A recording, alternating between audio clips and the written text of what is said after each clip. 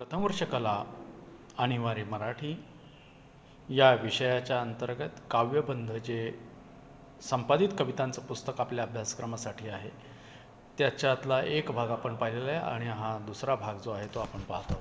सुरुवातीला आपण काव्यबंध या पुस्तकाचा परिचय आपण करून घेतलेला होता आणि त्याच्या अनुषंगाने या कविता संग्रहातील असणाऱ्या ज्या वेगवेगळ्या कविता आहेत त्याच्या विषयाच्या अनुषंगाने विवेचन आपण पाहणार आहोत.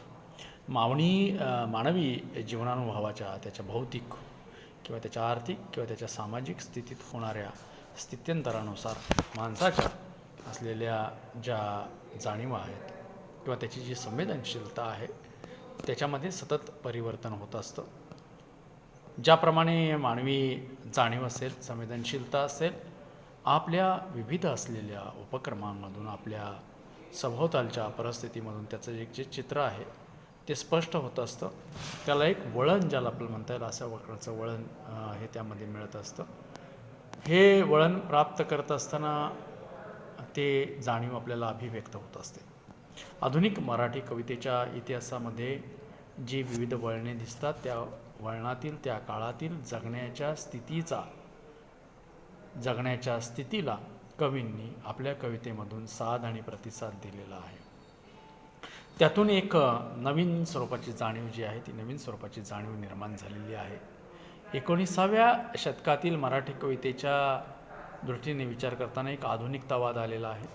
19व्या शतकातील मराठी कवितेतील हा जो आधुनिकतावाद आहे त्याच्यावरती युरोपातील आधुनिक असलेल्या मूल्यांचा प्रभाव झालेला आहे आणि त्याला या संस्कृतीशी आलेला आपला जो संपर्क आहे तो कारणीभूत आहे. त्याचप्रमाणे नव्या राजकीय असलेल्या सत्तेने प्रभावित झालेल्या बुद्धिजीवी, धर्माच्या जाणीवा, सामाजिक हितसंबंध आणि आत्मचिकित्सक वृत्ती ही सुद्धा झाली आहे. या अर्थाने केवळ हे सगळं आपण आयात केलेलं आहे असं नाही, तिला तसं नाकारण्यात काही अर्थ नाही. पण हेही तितकेच खरे आहे की युरोपियन जगतात जसे विद्येचे पुनरुज्जीवन झाले, धर्मसुधारणा झाली, औद्योगिक क्रांती झाली, भांडवलशाही व्यवस्था किंवा विविध राजकीय क्रांत्यांच्या असलेल्या प्रभावातून जी लोकशाही मूल्य आहेत ती लोकशाही मूल्य, मानवतावादी मूल्य ही सगळी उदयास आलेली आहेत. त्यांच्यासाठी येथील समूहांनी केलेला जो संघर्ष आहे या सगळ्याचा संदर्भ जो आहे तो सगळा संदर्भ त्याला आहे. त्याप्रमाणे आपल्याकडे कोणत्याही प्रकारच्या क्रांत्या झाल्या नाहीत.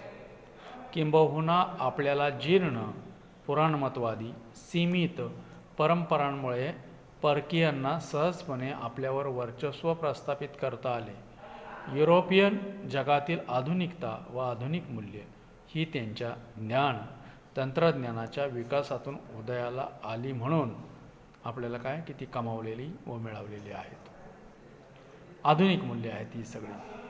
मराठी आणि भारतीय समाजातील आधुनिकता ही प्रभाव व अनुकरण नुकतेच कुठे शिरकाव करणारी होती व क्षीण परंपरा असलेली होती अशी एक आपली असलेली वस्तुस्थिती आहे. राजकीय सत्तेच्या बदलाने येथील वर्ण, जाती, वर्ग, सत्ता आणि इथं वर्चस्वाला धक्के बसल्यामुळे एक वर्ग जसा पुराणप्रियतेतून प्रतिक्रिया देत होता त्याप्रमाणे आपल्या सामाजिक जीवनातील त्यांच्या विविध अंगोपांगातील व्यंगाच्या असलेल्या वेगवेगळ्या दृष्टिकोनातून नवजाणीवेने आत्मचिकित्सकही बनला होता असं आपल्याला म्हणता येईल. नव्या आगमनाने भारतीय स्थितीशील समाजमनास सामाजिक संरचनावरील अनेकविध आघात आपण जरी बदलत गेलो तरी ती ही बदलाची गती अतिशय संथ व विशिष्ट वर्गापुरती सीमित होती. विविध जाती, पंथ, धर्माने विखंडित झालेल्या समाजात त्या वर्ग जातीच्या स्थितीनुसारच हा प्रभाव पाहावयास मिळतो. ज्यांना वाचन लेखनाची प्रदीर्घ अशा स्वरूपाची परंपरा होती त्यातील एक जागृत वर्ग जो आहे तो जागृत वर्ग हा नव्या अभूतपूर्व अशा असलेल्या परिस्थितीला वैचारिक व कलात्मक पातळीवरून प्रतिसाद देत होता. ज्यांना आपण मराठी भाषेतील आधुनिक कवी म्हणतो ते कवी केशवसूत त्यांचे वेगळेपण असे की या नव्या प्रबोधन व सुधारणावादी मूल्यांचा मनोमय जाणीवेच्या, वैचारिकतेच्या आणि अनुभवाच्या पातळीवरून प्रचिती त्यांना आणली होती. म्हणून ते मराठी कवितेत आशय, जीवनानुभव व रचनेच्या पातळीवर काही एक बदल पकडू शकले.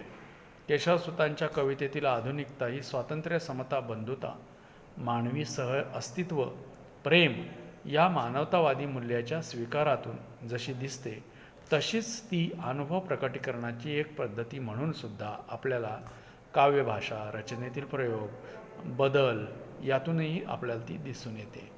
जागोजागपणे किंवा जागे असलेलं पण, बंडखोरी, नाविन्याची उत्कटप्रती, सततची प्रश्नाकुलता, त्याला प्रतिसाद देणारं भान, वैज्ञानिकता, कालमान व मूल्यभान, स्वातंत्र्य, समता व बंधुता, बुद्धिवाद, ऐहिकता, बुद्धिप्रामाण्य या सर्व मानवजात एक आहे. ही मानवजाती मूल्य व आदर्श, रोमॅन्टिक दृष्टी व स्वप्नाळू आदर्शवाद, निसर्गपूजा, अद्भुताचे आकर्षण, इतिहास व भूतकाळाचे आकर्षण इत्यादी आधुनिक व स्वच्छंदतावादी लक्षणे केशवसुतांच्या कवितेत आढळतात, जी अपूर्व आहेत आणि त्यामुळे मराठी कविता ही अंतर्बाह्य बदलली असं आपल्याला त्याच्याविषयी म्हणता येतं. केशवसुतांच्या आधुनिकतेने दिपून त्यांच्या प्रभावळीने आपल्याला अनुकरणातून आधुनिक कविता लिहिण्याचा प्रयत्न जो आहे तो प्रयत्न झाला आणि तशा वैचारिक प्रकारची घडण एकूणच त्यांचे जगणे यांचा सांधा भक्कमपणे जोडला गेला नसल्याने त्यांच्या अन्वयानं त्यांच्या तोडीची कविता जन्मली नाही. केशवसुतांचा प्रभाव अनुकरणातून निर्माण झालेली सामाजिक मराठी कविता आत्यंतिक कृत्रिम, आत्माविष्कारपर, पूर्णपणे अवास्तव, जीवनापासून तुटलेली, भावविवश, व्याज कृत्रिम अशा स्वरूपाची बनलेली होती. अशा पार्श्वभूमीवर मर्ढेकरांची शिशिराकामानंतरची कविता जी आहे ती लक्षणीय ठरली, जी आधुनिकता, ब्रिटिश राजवट, संस्कृती, मूल्य संपर्कातून आपल्यामध्ये निर्माण झाली होती आणि त्या असलेल्या आधुनिकतेसंबंधी युरोपात दोन महत्त्वाच्या अनुभवानंतर प्रश्न उपस्थित जे आहे ते निर्माण झालेले होते. आधुनिकता संदर्भात आपल्याला काय की 2 महायुद्ध झाली, त्या अनुभवानंतर काही प्रश्न उपस्थित केले जाऊ लागले. विज्ञान, तंत्रज्ञानाची प्रगती, औद्योगिकता आणि त्यावर आधारित नागरी समाजाची जडणघडण, पारंपरिक मूल्य व जाणीवांना धक्के देणारी गोष्ट, अशा सगळ्या प्रक्रियेतून शहरांची महानगरे आपल्याला बनली, महानगरांची विशाल महाकाय महानगरे बनली. त्यातून अमानवीकरणाच्या प्रक्रियेला गती आली आणि मानवी जीवनात कोरडेपणा, भावरहितता किंवा त्याच्यामध्ये असलेली यांत्रिकता ही जी आहे ती निर्माण झालेली आपल्याला दिसून येते. मूल्यपतन, मानवी नातेसंबंधातील ओलावा नाहीसा होणे, भ्रष्टता, अत्याचार, हिंसाचारामध्ये वाढ झाली. त्यामुळे एकूण प्रबोधन युगातील मूल्यासमोर प्रश्न जे आहे ते उपस्थित केले जाऊ लागले. जसे वैचारिक क्षेत्रात घडू लागले त्याप्रमाणे साहित्यात सुद्धा आपल्याला घडू लागले. संवेदनशील कवींनी तत्कालीन समाजाविषयीची, वास्तवाविषयीची तीव्र प्रतिक्रिया जी आहे ती कवितेतून आपल्याला नोंदवायला प्रारंभ केला. आधुनिक कवितेविषयी साशंकता व प्रश्नांकितता यातून साहित्य व कलेच्या क्षेत्रात युरोपात आधुनिकतावादाचा उदय झाला. आपल्याकडे म्हणजे मराठी कवितेत, मर्ढेकरांच्या कवितेत ही साशंकता प्रकर्षाने आढळते. एकूण जीवनमूल्यांविषयीची निरर्थकता, विफलता, तुच्छता, उपरोध व उपहासात्मक शैलीतून ते प्रकट करू लागले. मर्ढेकर समकालीन शरदचंद्र मुक्तिबोधरांसारखा कवी मात्र आधुनिक मूल्ये, मार्क्सवाद व संघर्षशीलता यावर आपली आढळ श्रद्धा प्रकट करताना दिसतो. मर्ढेकरांची नवी भावनानिष्ठ समतांता, नवी प्रतिमासृष्टी याकडे लक्ष वेधून घेणारी व उपरोधिक उपहासात्मक शैली गौरवली गेली आणि मर्ढेकरांना व त्यांच्या कवितेला नवकाव्याचे प्रणेते असं संबोधलं गेलं. पारंपरिक भाषा संकेताचे, रचनेचे उल्लंघन करीत मर्ढेकर आपल्या नव्या प्रतिमा, शब्दांना घडवीत आधुनिकतावादी जाणीव व्यक्त करीत होते. मर्ढेकर जरी तत्कालीन समाजजीवन, वास्तवातील सत्वहीनता, विद्रूपता, क्षुद्रता, भयावहता, वैफल्य, मानवी जीवनातील असणारा जो आंतरविरोध आहे, हिंस्रता आहे, हुकुमशाही सदृश्य व्यवस्था आहे, मूल्यहीनता प्रकट करीत असले तरी त्यांच्यामध्ये आधुनिकतेचे काही विशेष अवशेष म्हणून व्यक्त होत राहिले. उदाहरणार्थ त्यांच्या कवितेत उदारमतवादी, व्यक्तिवादी दृष्टिकोन एनकेना प्रकारे प्रकट झालेला दिसून येतो.